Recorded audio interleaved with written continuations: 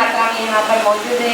ये कार्बोनेटस का मतलब कार्बोनेटस के लिए आपका प्यार दिख रहा है, क्योंकि ये टाइम पे आप यहाँ पर हो, ये मतलब कार्बोनेटस ने कमाया है। yes.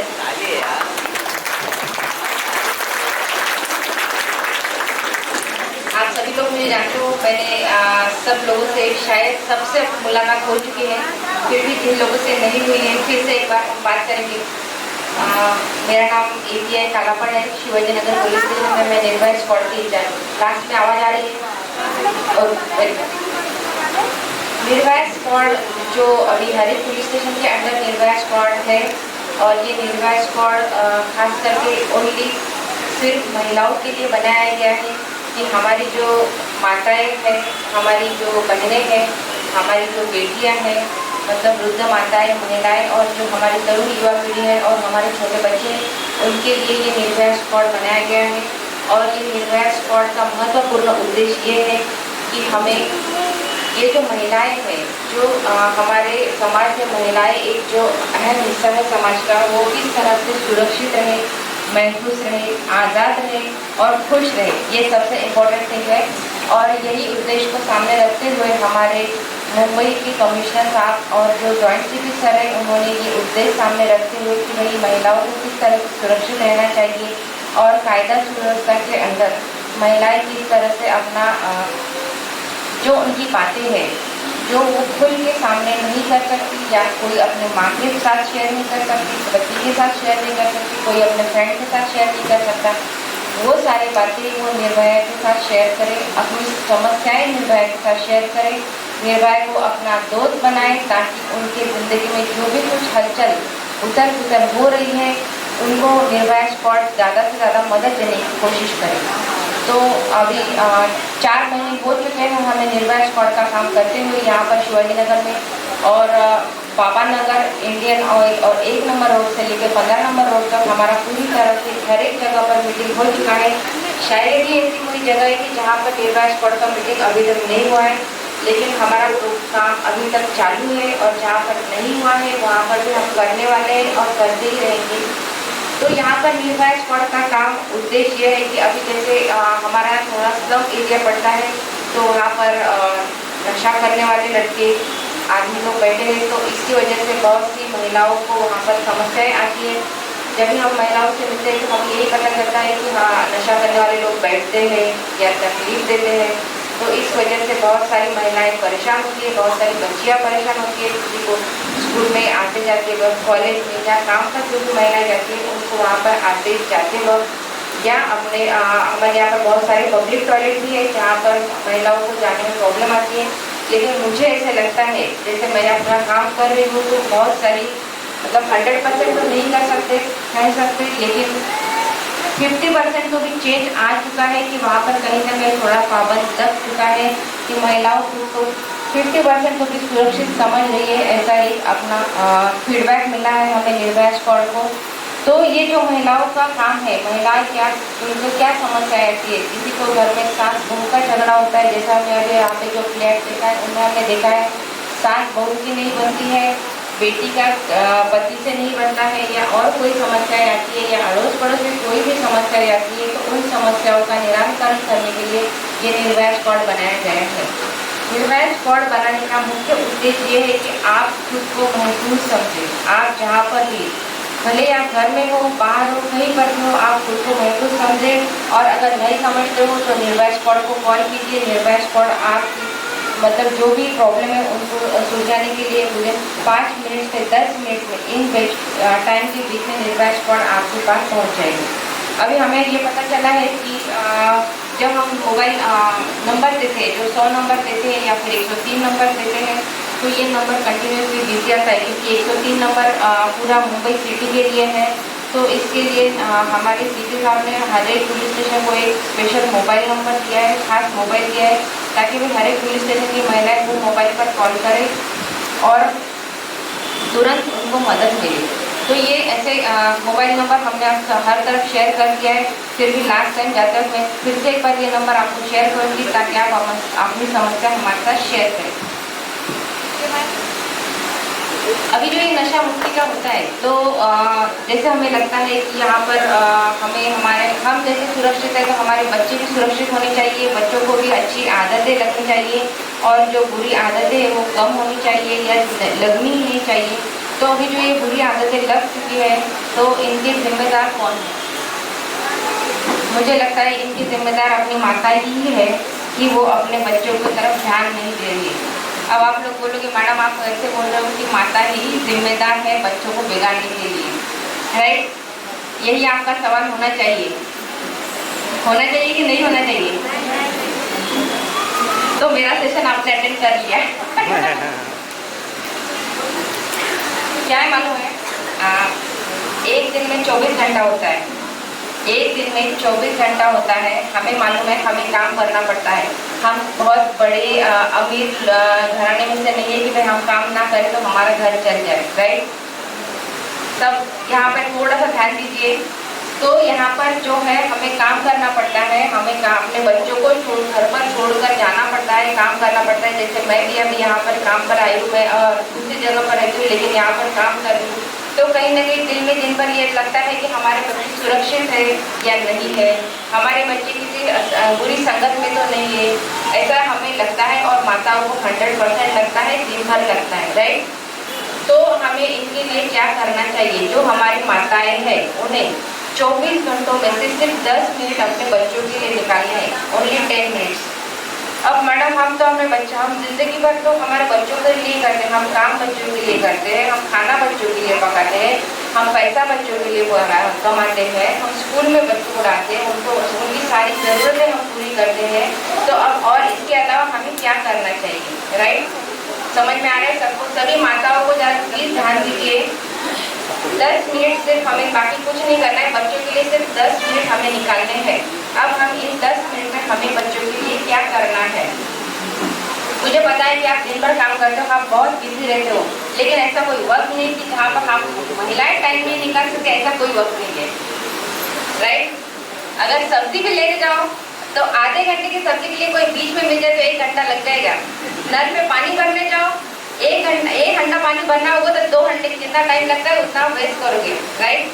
अगर जाते जाते रास्ते में कोई सहेली मिल जाए, हाँ फिर उसके घर में क्या चल रहा है, उसकी बेटी का क्या चल रहा है, उसकी खाला का क्या चल रहा है, ऐसा क्या चल रहा है, वैसा क्या चल रहा है, ये क्या चल रहा है, ये सब होता है। 100% होता है, मेरे साथ भी होता है। अगर मुझे भी मेरी सहेली मिल जाए तो मैं भी यही करती हूँ। करना चाहिए आदमी ने अपने साथ साथ अपने परिवार के साथ साथ अपने लोगों से जुड़े रहना चाहिए। और हम किसी से बात करेंगे तभी हम किसी से जुड़े रहेंगे। अब जैसे मैं आपसे बात कर रही हूँ तो हम लोग अभी जुड़ चुके हैं, राइट? वैसे सभी के साथ जुड़ना चाहिए, लेकिन उसके भी पहले सबसे पहले हमारी औलाद आती है, औलाद के बाद ही बाकी सब आता है। अगर आपको जिंदगी में दुनिया में कोई चीज़ चुननी पड़े तो सबसे पहले माता यही चुनेगी कि हमारे बच्चे सेफ रहे, अच्छे रहे, सुरक्षित रहे, हिफाजत से रहे, राइट? सभी माताओं का यही है। तो उन्हीं बच्चों के लिए जिसे आप दिल से ज़्यादा, जिगर से ज़्यादा, अपनी ज़िंदगी से ज़्यादा प्यार करते हो, उन्हीं बच्चों के लिए हमें सिर्फ 10 मिनट निकालने, ओनली 10 मिनट निकालने आप उन्हीं बच्चों के लिए। अब मैडम इन 10 मिनट में हमें बच्चों के साथ क्या करना है? जब दिन भर माताएं काम पर जाती है तो शाम को आने के बाद बच्चों से आप मिलिए, उन्हें बिठाइए, उन्हें बोलिए कि बेटा आपने दिन भर में क्या किया है, राइट? उसके बाद जो बच्चा जिस क्लास में पढ़ता है आपको उनको यही पूछना है कि भाई आपके दोस्त लोग कौन है। सबसे इम्पोर्टेंट यही होती है कि बच्चों के दोस्त लोग कौन है, क्योंकि संगत वहीं से शुरू होती है। दोस्तों से ही पता चलता है कि भाई उनके बच्चा हमारा किस लाइन पर चल रहा है, अच्छी लाइन पर चल रहा है या बुरी लाइन पर चल रहा है, राइट? माता कैसी भी हो, भले वो पढ़ी लिखी ना हो, वो पूरी तरह से अनपढ़ हो, लेकिन वो अपने बच्चे को राइट ट्रैक पे सही सलाह 100% दे सकती है। पढ़ी लिखी यहाँ पर जो भी माताएं हैं, जो हमारी खाला है, दादी है, नानी है, उन सबको पता है कि हमारे बच्चों को कैसे पालना है। उनके लिए उन्हें किताब पढ़ने की ज़रूरत नहीं है। तो ये 10 मिनट में आपको बच्चों को यही पूछना है कि भाई आपने दिन भर में क्या किया, आपके दोस्त लोग क्या है। उसके बाद जो हमारे बच्चे होते हैं, जैसे अभी 8-10 साल से आगे जब हम चले जाते हैं, बच्चे हमारे 10 साल के आगे, तो हम बच्चों को गले नहीं लगाते हैं। बहुत ही रेयर, बहुत ही कम माताएं ऐसी होती है कि जो हमारे बच्चों को गले लगाती है 10 साल के ऊपर के। बराबर? सही बोल, गलत बोल रही हूँ? ओके। तो ये गले लगना, बच्चों को दिल से लगाना, अपने सीने से बच्चों को लगाना, ये बहुत बड़ी बात होती है। उससे आपका एक बॉन्डिंग, बच्चों के साथ आपका बॉन्डिंग बहुत अच्छा होता है। और इससे मालूम ये होता है कि भाई बच्चा आपके कितने नज़दीक है और आप बच्चों के कितने नज़दीक हो, आपकी भावनाएं बच्चों को समझ में आने वाली है और बच्चों की भावनाएं आपको समझ में आती है। एक टाइम ऐसा आएगा जब ये रोज कंटिन्यूस आपका चलता रहेगा तो बच्चों को कुछ माँ के दिल में क्या चल रहा है ये बच्चे को बोलने की जरूरत नहीं पड़ेगी और बच्चे के दिल में क्या चल रहा है ये माँ को बताने की जरूरत नहीं पड़ेगी। इसीलिए आपको ये बॉन्डिंग निर्माण करना है। बच्चों को आते ही घर में आते आप उन्हें गले से लगाओ, उन्हें प्यार से 10 मिनट बिठाओ, उन्हें पूछो कि उन्होंने आज क्या किया। आज उन बच्चों ने दोस्तों का नाम बता दिया, कल वही रिपीट नहीं करना है, वो कुछ अलग ढंग से पूछना है, कुछ अलग बातें पूछनी है। समझ में आ रहा है? समझ में आ रहा है या जा रहा है? Very good, okay. तो मतलब आपको आपके सबसे पहले इम्पोर्टेंट देखो, हम गरीब है ये बातें यहाँ पर मायने नहीं रखती है। आप सबसे पहले ये बात समझ लो, बच्चा हमारा है, हमारी पेट से बच्चा निकला है, उसकी परवरिश करना हमारी जिम्मेदारी है। यहाँ पर अमीर गरीब ये कोई कैटेगरी नहीं आती है। हमें हमारे बच्चे को अच्छी शिक्षा देनी है, अच्छा इंसान बनाना है। और हमारा बैड लक इतना है कि हम शिवाजी नगर स्लम एरिया में रहते हैं, तो वहाँ पर हमें खुद में परिवर्तन लाना है कि हम हमारे बच्चे को अच्छी लेवल पर लाएं। राइट, यहाँ से उठा के हम घर बदल नहीं सकते, हम आदतें बदल नहीं सकते, हमारे मर्द जो काम करते हैं उन्हें हम बदल नहीं सकते। तो हमें खुद में चेंज लाना चाहिए और सिर्फ 10 मिनट देना है, बहुत सारा काम नहीं करना है। बच्चा बड़ा भी हो जाए, अगर वो कॉलेज में भी जाता है तो उसे गले मिलने में कोई शर्माने की बात नहीं है। वो तुम्हारा खुद का बच्चा है, तुम्हारे पेट से आया हुआ बच्चा है, किसी गैर का बच्चा नहीं। समझ में आ रहा है? समझ में आ रहा है? अगर बच्चे को गलत आदत लगी है उसे बिठाओ, उसे प्यार से समझाओ, उसे आदत डालो। देखो वो तुम्हारी बातें जरूर सुनेगा। गलत राह पर अगर वो चलना चालू भी हो चुका है तो भी वो वापस आ जाएगा। इतनी पावर माँ के प्यार में होती है जो किसी इंसान में या किसी भगवान में भी नहीं होती है। समझ में आ रहा है? तो ये 10 मिनट आपको आपके बच्चे को देना है। छोटा बच्चा है तो उन्हें प्यार से आपको रोज समझाना है क्या है बच्चा। जो बड़े बच्चे हैं उनको संगत आपको पूछनी है, अगर अच्छी है तो ठीक है, बुरी है तो उन्हें आपको वहाँ पर स्टॉप करना है। बच्चों के दोस्त कौन है, दोस्त के माता पिता कौन है, ये भी आपको जानकारी थोड़ी रखनी है।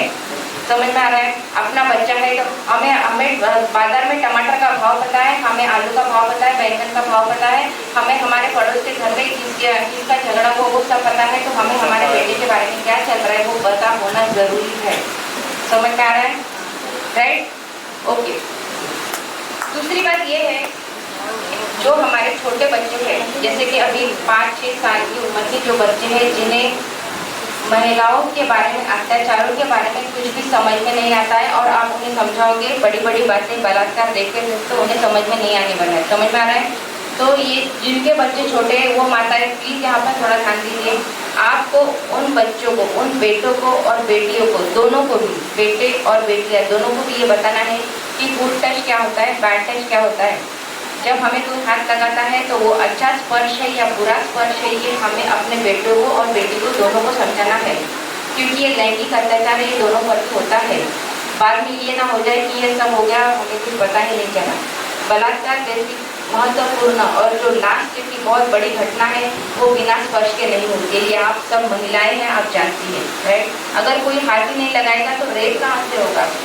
राइट, तो आपको बच्चों को ये बताना है कि गुड टच क्या होता है, बैड टच क्या होता है। अगर हमारे कोई सीने पर हाथ लगाए, पेट के नीचे हाथ लगाए तो ये बैड टच है, हमें पीछे कोई हाथ लगाए तो ये बैड टच है। ये आपको अपने बच्चों को बताना है। समझ में आ रहा है? अगर ऐसा कोई करता है तो आपको तुरंत उन्हें रोकना है। बच्चों को ये सिखाना है कि ऐसा किसी को करने ना दे। अगर कोई करता है तो उसे तुरंत ना बोले। अगर फिर भी वो नहीं बना है तो हमें ये बात, बच्चों को ये समझाना है कि ये बात आप तुरंत आकर हमें बताएं, यानी कि माताओं को बताएं। समझ में आ रहा है? बाद में रोने से कोई मतलब नहीं है। और उसके बाद एक ही लास्ट में सेंटेंस का है, पुलिस सब होने के बाद आती है। पुलिस सब होने के बाद आती है। ये जो आपका सेंटेंस है यहाँ पर आपको फुल स्टॉप लगाना है, क्योंकि पुलिस सब होने के बाद ही आती है। क्योंकि पुलिस है वो भगवान की है, वो कोई मतलब ये सुपर पावर नहीं है कि उन्हें पता चलने वाला है कि यहाँ पे अभी कुछ होने वाला है। समझ में आ रहा है? तो आपको कुछ होने देना नहीं है, आपको पहले ही सुरक्षित रहना, ये सबसे इम्पोर्टेंट चीज़ है। जब सब गुजर जाए तो उसके बाद कोई मतलब नहीं होता है। तो ये छोटी छोटी बातें आपको ध्यान में रखनी है। अपने बच्चों को गुड टच बैड टच के बारे में बताना है। जो महिलाएं हैं अपने बच्चों को अच्छी तरह से समझाना है, उनको अपना बॉन्डिंग अच्छी तरह से बनाना है।